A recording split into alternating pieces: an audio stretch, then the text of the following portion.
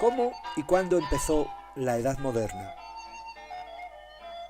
Sería estupendo que de pronto pasaran a caballo unos pregoneros por las calles y nos anunciaran: ¡atención! ¡Comienza una nueva era! Pero las cosas no son así. Las personas cambian sus puntos de vista y apenas se percatan. Hasta que de pronto lo advierten, como tú cuando examinas tus cuadernos de clase de cursos pasados. Entonces la gente se siente ufana y dice: somos la nueva época. Y a menudo suele añadir: antes la gente era estúpida. Algo parecido ocurrió en las ciudades italianas en los años posteriores al 1400, principalmente en las ricas y grandes ciudades de Italia central, sobre todo en Florencia. Los burgueses de Florencia ya no consentían que los emperadores alemanes les dictaran órdenes. Eran tan libres e independientes como lo habían sido en otros tiempos los ciudadanos de Atenas. Poco a poco fueron considerando importantes ciertas cosas que no lo habían sido para los caballeros y artesanos de tiempos anteriores, en la auténtica Edad Media.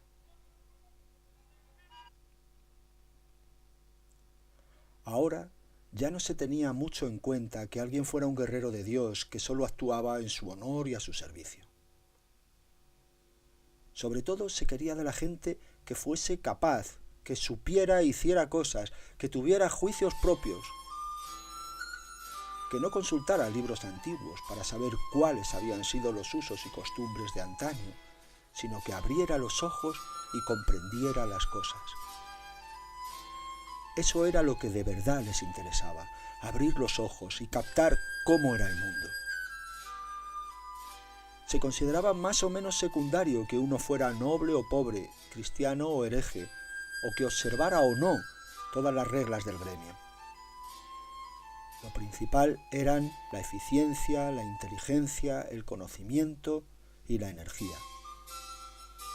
Se preguntaba poco por el origen, la profesión, la religión o la patria.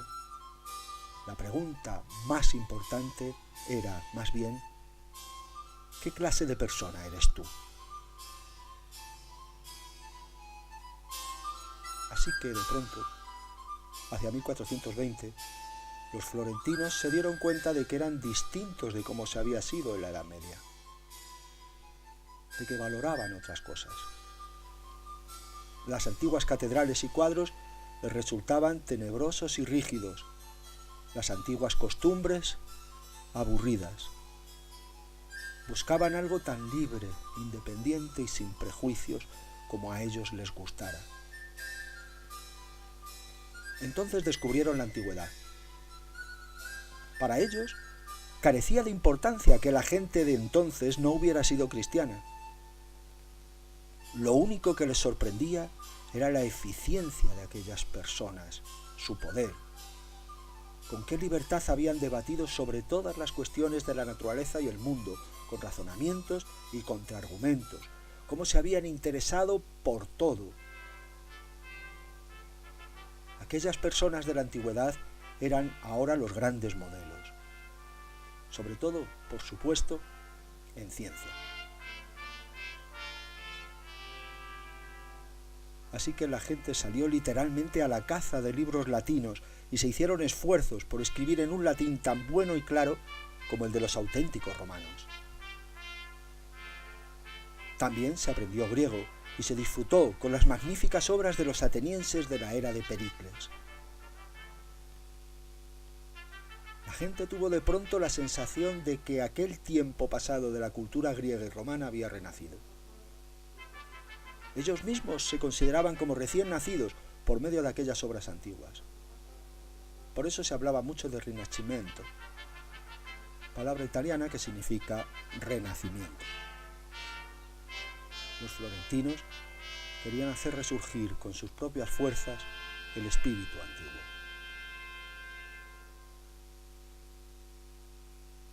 Les entusiasmaba todo lo que fuera del tiempo de los romanos, las magníficas estatuas y los extraordinarios edificios cuyas ruinas aparecían por toda Italia. Antes llamaban a estas ruinas escombros del tiempo de los paganos. Ahora de pronto se daban cuenta de su belleza. Y así los florentinos comenzaron a construir otra vez con columnas. Pero no solo se buscaron cosas antiguas, sino que se contempló, además, la propia naturaleza de una forma tan nueva y sin prejuicios como solo lo habían hecho los filósofos griegos 2000 años antes. Se descubrió lo hermoso que era el mundo, el cielo y los árboles, las personas, las flores y los animales. Se pintaron las cosas tal como se veían, ya no de manera solemne, grandiosa y sagrada, como se hacía en los libros de los monjes y las vidrieras de las catedrales, sino con viveza y gracia, con desenvoltura y naturalidad, con claridad y exactitud, tal como se quería que fuera todo. Abrir los ojos y captar cómo era el mundo eran también la mejor actitud en asuntos de arte. Esa era la razón de que en aquel tiempo vivieran en Florencia los más grandes pintores y escultores. Estos pintores no se sentaban ante sus cuadros para reproducir el mundo como unos buenos artesanos. Querían comprender además todo cuanto pintaban. Hubo sobre todo un pintor en Florencia para quien no fue suficiente pintar buenos cuadros, por bellos que fueran. Quería saber cómo eran en realidad todas aquellas cosas que pintaba y cuál era la relación existente entre ellas. Este pintor se llamaba Leonardo da Vinci y era hijo de una muchacha campesina. Vivió entre 1452 y 1519. Leonardo quería saber cuál era el aspecto de una persona cuando llora y cuando ríe, cómo se ve por dentro un cuerpo humano, sus músculos, sus huesos, sus tendones. Para ello, pidió que le trajeran de los hospitales cadáveres de personas muertas y los diseccionó y estudió. Aquello era algo totalmente insólito. Pero Leonardo no se detuvo ahí. Miró con ojos nuevos plantas y animales y reflexionó sobre cómo hacen las aves para volar. Entonces se le ocurrió la idea de si los seres humanos no serían capaces de algo igual. Fue la primera persona que investigó con precisión y detalle la posibilidad de construir un pájaro artificial, una máquina voladora. Y estaba convencido de que alguna vez se lograría. Leonardo se interesó por toda la naturaleza, pero no lo hizo consultando los escritos de Aristóteles o los libros de estudio de los árabes. Él quería saber siempre si lo que leía en esos libros era realmente cierto. Para ello se dedicó, sobre todo, a abrir los ojos. Y sus ojos vieron más que los de cualquier otra persona antes de él, ya que no se limitó a mirar, sino que además pensó. Cuando deseaba saber algo, por ejemplo, qué ocurre cuando el agua forma remolinos o cómo asciende el aire caliente, se dedicaba a hacer experimentos. No daba mucho crédito a la sabiduría libresca de sus contemporáneos y fue el primer hombre que se dispuso a conocer de forma experimental todas las cosas de la naturaleza.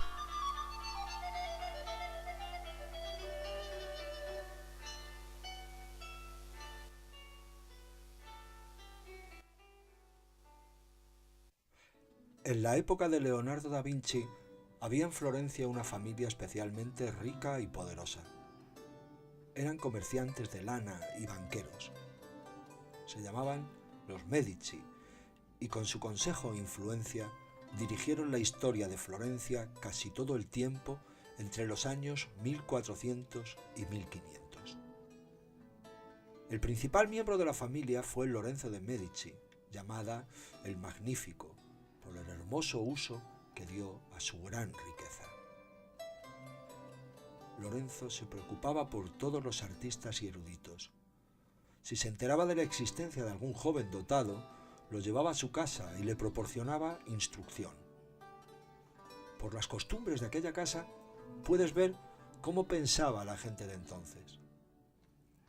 No había allí en la mesa ningún orden de preferencia por el que los más ancianos y nobles se hubieran de sentar en la cabecera, sino que el primero en aparecer ocupaba el lugar preferente junto a Lorenzo de Medici, aunque fuera un muchacho aprendiz de pintor, y quien llegaba al último se sentaba al final, aunque se tratara de un embajador. Todo aquel placer nuevo por el mundo, por las personas eficientes y los objetos hermosos, por las ruinas y los libros de romanos y griegos, fueron imitados pronto en todas partes. Pues una vez que se ha descubierto algo, el resto de la gente no tarda en aprender. En la corte del Papa, que se encontraba de nuevo en Roma, se llamó a los grandes artistas para que construyeran palacios e iglesias según el nuevo estilo o los decoraran con cuadros y esculturas. Es cierto que la nueva manera de ver las cosas no estaba siempre en consonancia con la antigua piedad religiosa, y que los papas de entonces fueron menos sacerdotes y curas de almas de la cristiandad que príncipes magníficos deseosos de conquistar Italia, que gastaron inmensas sumas de dinero para maravillosas obras de arte. Esta actitud de renacimiento de la antigüedad pagana se había extendido igualmente por las ciudades de Alemania y Francia. Los burgueses comenzaron también allí a interesarse poco a poco por las nuevas ideas y formas y se dedicaron a leer nuevos libros en latín. Esto era más fácil y barato desde 1453, pues ese año un alemán realizó un gran invento, un invento casi tan extraordinario como la invención de las letras por los fenicios. Se trataba del arte de la imprenta. Hacía tiempo que se conocía en China la posibilidad de impregnar con tinta negra planchas de madera talladas e imprimirlas después sobre papel. Pero el descubrimiento del alemán Gutenberg consistió en tallar letra a letra en taquitos de madera y no placas enteras. Esos taquitos se podían colocar a continuación en una especie de cajas que se sujetaban en un marco y se imprimían cuantas veces se deseara. Una vez hecho un número suficiente de copias impresas de la página, se separaba el marco y las letras podían volver a componerse. Era sencillo y barato. Más sencillo y barato, por supuesto, que cuando se copiaban los libros uno a uno en un trabajo de años. Pronto hubo en Alemania e Italia un gran número de imprentas y de libros impresos, Biblias y otros escritos, y se comenzó a leer con pasión en las ciudades y hasta en el campo. Pero por aquel entonces, otro descubrimiento transformó el mundo más todavía. Fue la invención de la pólvora. Los chinos la conocían también, probablemente desde hacía tiempo, pero la emplearon sobre todo para fuegos artificiales y cohetes de fiesta. Fue en Europa donde a partir del año 1300 se comenzó a disparar cañonazos contra castillos y personas. Y no pasó mucho tiempo hasta que los soldados individuales tuvieron en sus manos enormes y toscas armas de fuego. Es cierto que era más rápido disparar con arcos y flechas. Un buen arquero inglés podía lanzar por entonces 180 flechas en un cuarto de hora, que era casi lo que le costaba a un soldado cargar el arcabuz y hacer fuego con una mecha encendida. Sin embargo, en la Guerra de los 100 años entre Francia e Inglaterra se utilizaron ya en varias ocasiones cañones y armas individuales que se difundieron cada vez más a partir de 1400. Pero aquello no era digno de caballeros. No se consideraba caballeresco meterle a alguien una bala en el cuerpo desde lejos.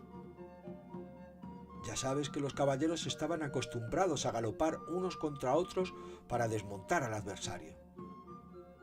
Ahora, para defenderse de las balas de los ejércitos de ciudadanos, tenían que llevar armaduras cada vez más pesadas y gruesas, y pronto dejaron de montar a caballo con cotas de malla.